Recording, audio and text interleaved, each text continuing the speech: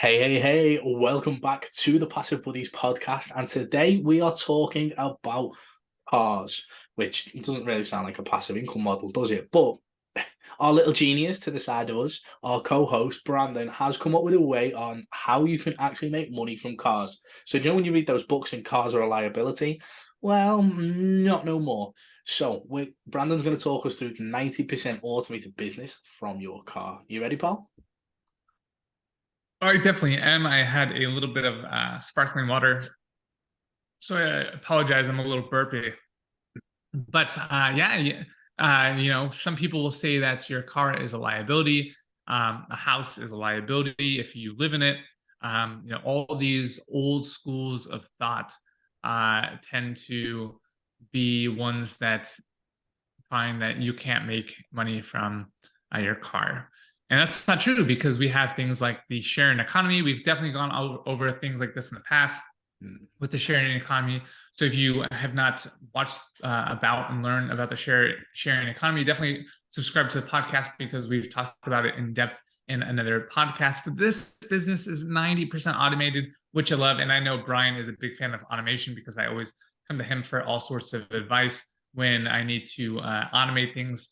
But this one I've kind of discovered on my own because I find that if I can automate something, and I've learned a thing or two from Brian on how to do that, then essentially I'm able to free up my time so that I can make money.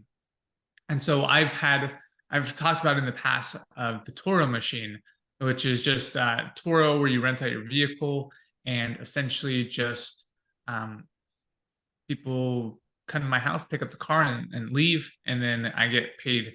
And then they come back and they leave the car, and I check it in, check it out, and I'm done. And so, in doing so, it's been a pretty good machine. Make about $833 a month just from my little Prius.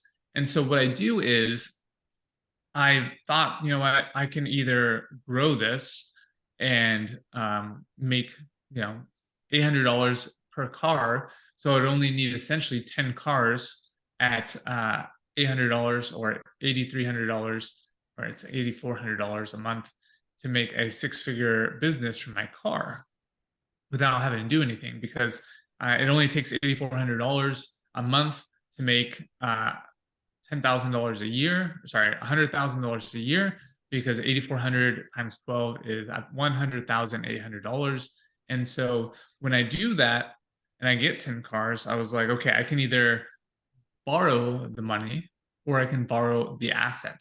And borrowing the asset, that means that 100% of the profits do not go to me. They go to the owner of the asset and then myself.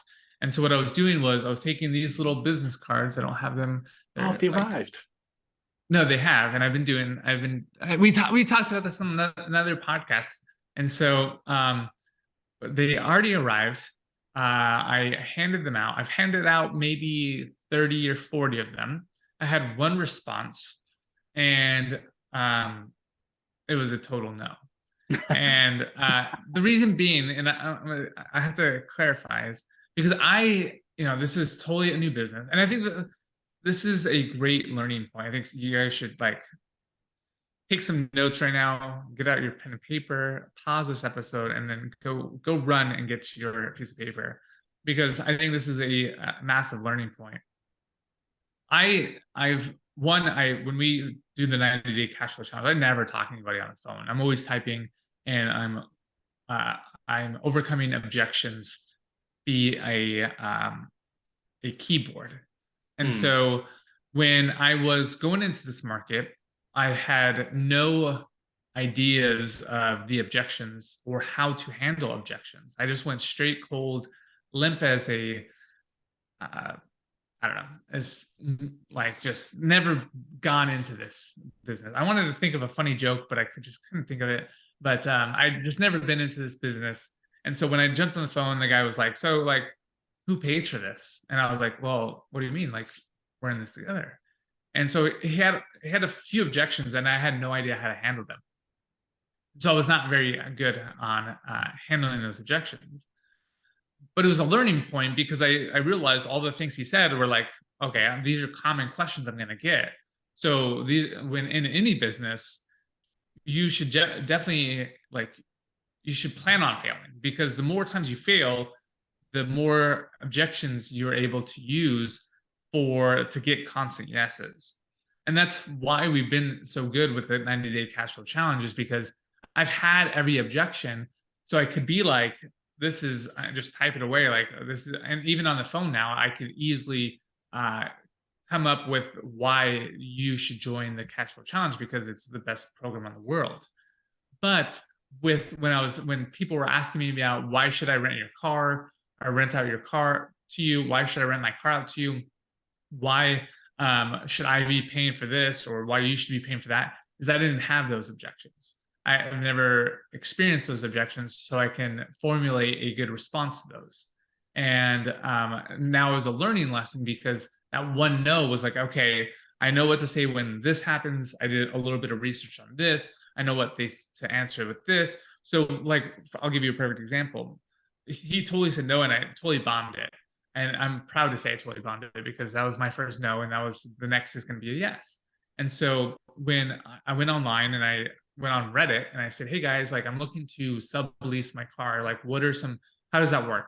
And so I had a bunch of responses. I did my market research. People said, oh yeah, typically it's 50-50 response, 50-50 split. They take care of the maintenance, they take care of damages, they take care of this, you take care of cleaning the car, you take care of this. So when people ask me now going forward, I have had that layout of what the typical split is, what the typical situation is, so that they take care of this and I take care of that.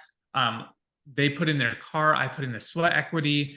And so in doing so, they have the person who is actually renting out the car is going to have feel more they're going to trust me more, that I know what I'm talking about, versus stumbling over like, oh well, like it was bad. Like I literally was like, this is the first time I've ever done this. Like you're the first person to call.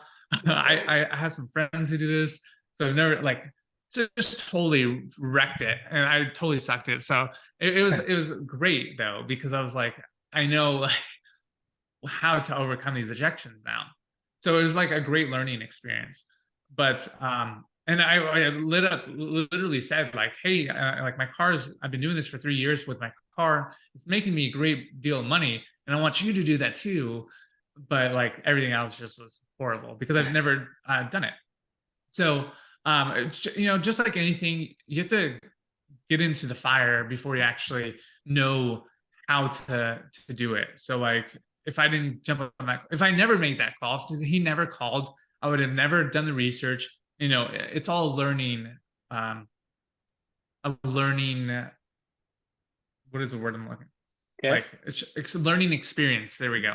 It's all learning experience. So if I didn't if he didn't say no, it wouldn't have gotten me to do the research to pick up these things to make me better for the next call.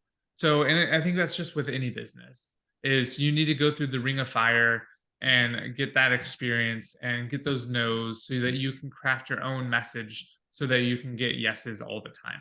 And so that was my learning experience. And so to wrap it back on how this is a 90% automated, because that was the whole mission of this course, and it wasn't the update of the previous time we talked about it. But essentially, when they respond and I get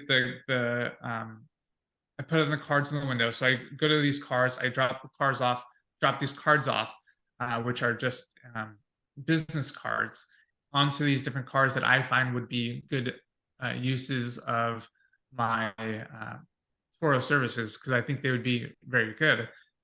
When they text me, they get an automatic message saying, hey, are you looking out to rent their car? And because the phone number is attached to a autoresponder.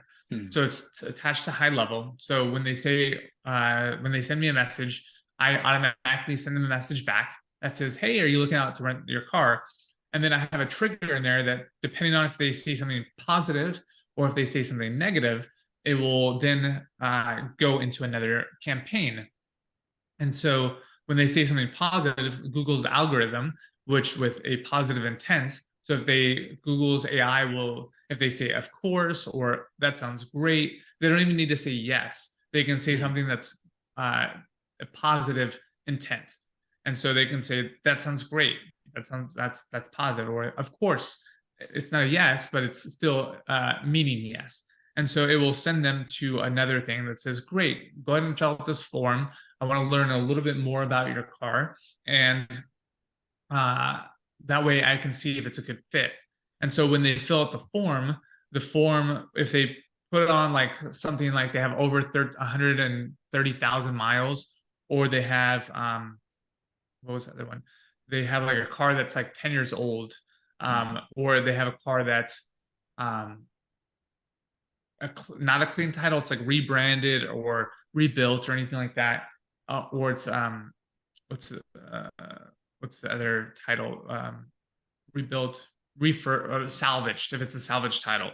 If any of those things, it will automatically say, hey, thank you so much. Like if they fill out the form, they'll say, thank you so much, go ahead, and unfortunately we can't use this car, it just doesn't work within our parameters, or however you say that word. Go ahead and if you have any other cars, let us know, but unfortunately we can't use this car. And if it says, if all their car or all their check marks go with yes, and it's a good car for us, it will send us the form, and it'll send them a message saying, hey, we'll send you a calendar link in the next hour. Let me know if when works for you, and go ahead and we'll jump on a call and figure out how this will work. And so when it will send me a message saying, this is the form, review it. And then if I want to send them a calendar link going forward, based on the information that I got, if it's a good car for me. And I'll look at the numbers, I'll look at what it would rent for, what the average cost of the car is, just so I'm not like over leveraged. And so in doing so, I'm able to walk around town on my walk throughout the day. I just take walks throughout the day. I'll hand out the business cards, and if they text a number, it will give them every answer or every step of the way until I need to say, until I need to be like, hey, I want your car, because it will automatically filter out all the bad cars essentially that are over miles or over years. And so in doing so, it's automated all that point up, besides walking and doing my daily walks, and actually doing saying the car is a great fit. Let's do that calendar invite. And so in doing so, that's all automated, and I just have to respond when the car's a yes. The only thing I'd possibly add, obviously, because I've sat here and listened to it, okay, all the integrations and that, the only thing I'd add is, do you know, after they book a call, send them to a video explainer, and that'll get rid of half of your questions for your sales call. You might have to put a suit and a tie on for that one, I reckon, if you're dealing with cars. But yeah, I'd send them to a video. So once they book the call, the redirect goes to a video, and the video is like, hey, right, okay, awesome. Thank you for booking a call. This is roughly what we're talking about. It's like this, it's like this. And by the time they get on the call, that question side of things will reduce, their interest will increase, and the conversions will be easier. I think that's a great idea. And I'm actually thinking of doing it even before. So they say, this is the message. They send me a text message. I say, great, not even book a call, like go watch this video and tell me a little bit about your car. And it would be like, this is what it is, this is, and then fill out the form all in one. So then I know a really, really hot yes, because at that point it's, they filled out the form and they've watched the video. So they already know all that. So if they want to even take another step forward, it's filling out the form, and then I have a really hot yes. And we will go over that in the next, not the next podcast, but an upcoming podcast, because we just talked about this. So remember to like and subscribe so we can give you the update on the 90% automated Toro business. because we do have updates about how I'm going to be using that $500,000 to buy some cars as well. So definitely subscribe to the channel, like this podcast, and subscribe to the channel because we want to give you up to dates on everything we're doing as we do them and which one works better, if it's the doing the automation at the end with the video or in the beginning. We'll definitely test both because that's what marketers do, is always test. And do you want to lead us out of here, Brian? Okay, guys, so thank you so much for tuning into today's episode. Obviously, it's a really interesting business model, one that doesn't really get spoken about. So definitely like, subscribe for the journey, and let us know if you're enjoying these podcasts, and we will see you on the next episode. Peace.